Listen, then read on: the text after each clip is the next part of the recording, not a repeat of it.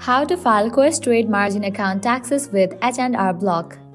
Let's get started. Make sure you have collected all relevant tax documents related to your Questrade Margin Account. This may include 1099 from Questrade and statements from Questrade. Now you will need to log into your account, so go ahead and open your preferred browser and then type in hrblock.com and search for it. With that, you will be directed to the official website of H&R Block. Now over here you will find this login section. Over here you will need to provide your credentials, type in username, email or mobile number and then click on sign in.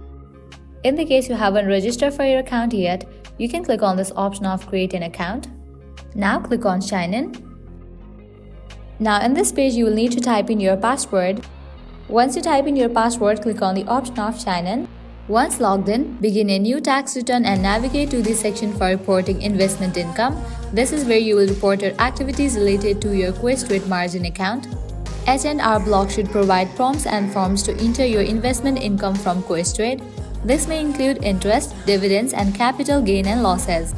Income the information accurately based on the forms and statements you gathered. If you paid margin interest on your Questrade account, you will need to report this as an investment expense.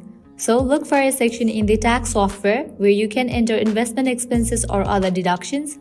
After you enter all the relevant information, review your entries carefully to ensure accuracy.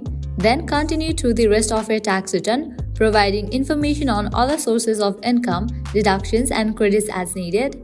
Once you are satisfied that your tax return is complete and accurate, you can proceed to file your taxes electronically through H&R Block. By following these steps, you will be able to file Questrade Margin Account taxes with H&R Block. If this video was helpful, don't forget to like, share and subscribe to our channel. Thank you.